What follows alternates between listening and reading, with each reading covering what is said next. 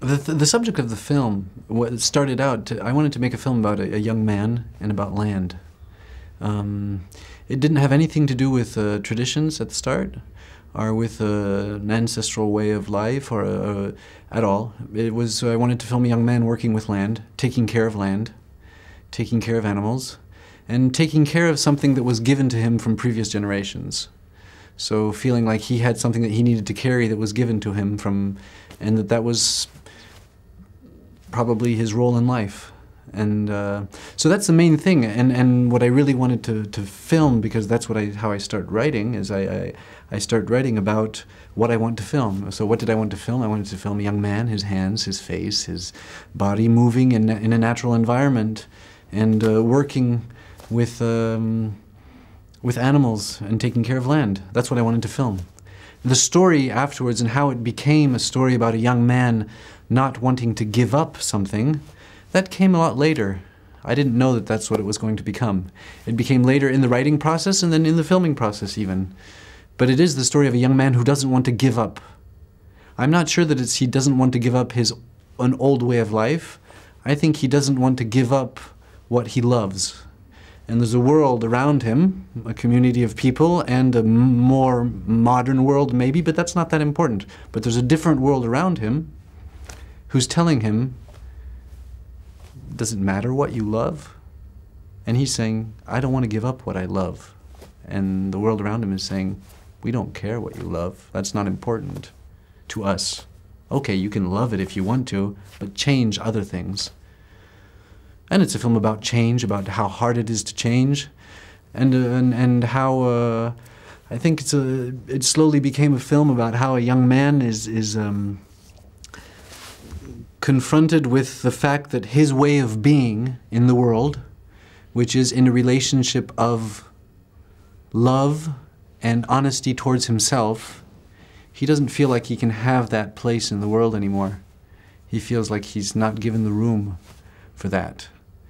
And that's something that's very, very hard for him to live with. And instead of, you know, changing and adapting and fighting both to remain honest and to remain in the world, he decides that the most important thing is to remain honest to himself and to what he loves, and if it means he has to let go of what he loves the most and of people that he loves, he's going to do it.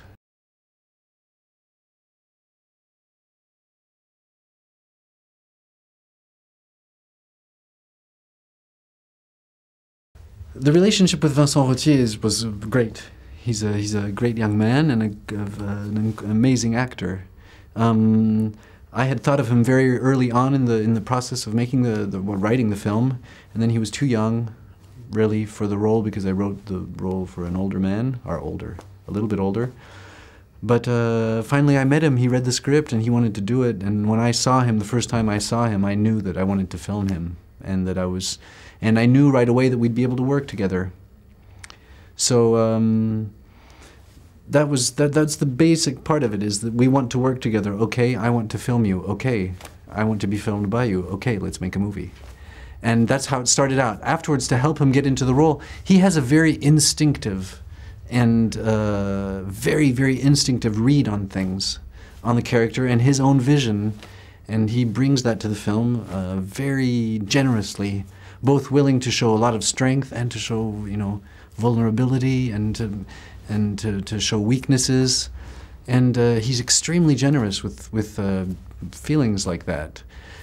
Afterwards, I went and worked with him on the farm where we shot.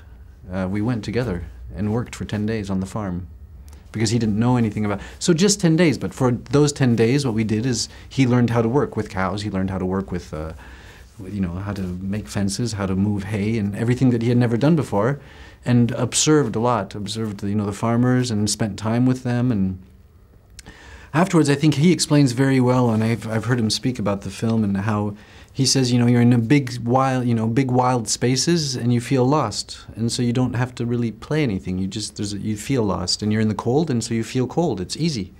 Everything is easy. I have to move hay. It's easy. I have to. But he's a very, very instinctive and generous actor. Great, great, great young actor, French actor.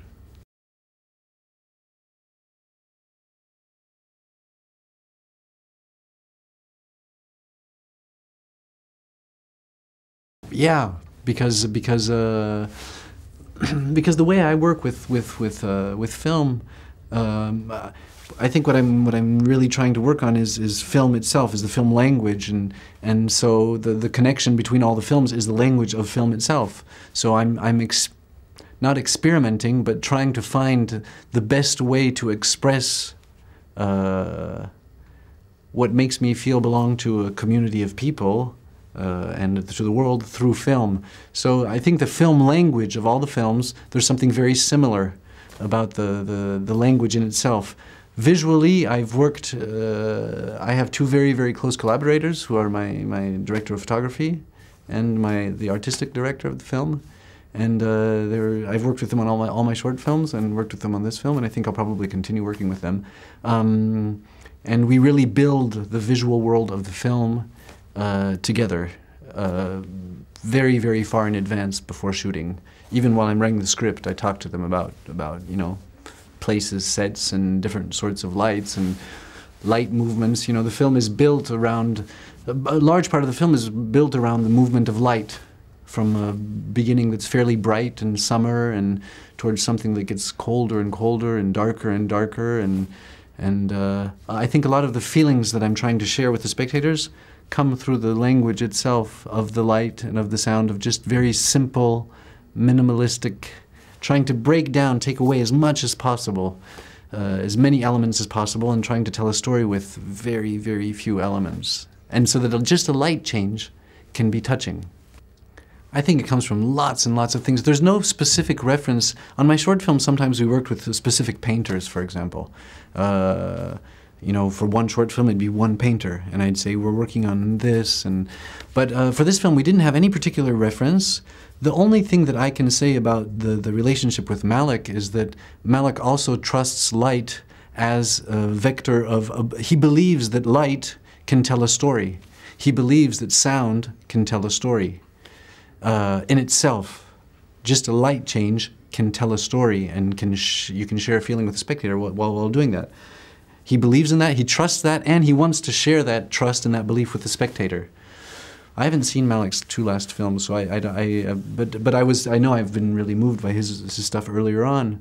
But there's stuff, you know, I've been touched by stuff by Kurosawa a long time ago. There's stuff, I mean, it's very different things. I think the real visual, what really inspires me visually is paintings more than film.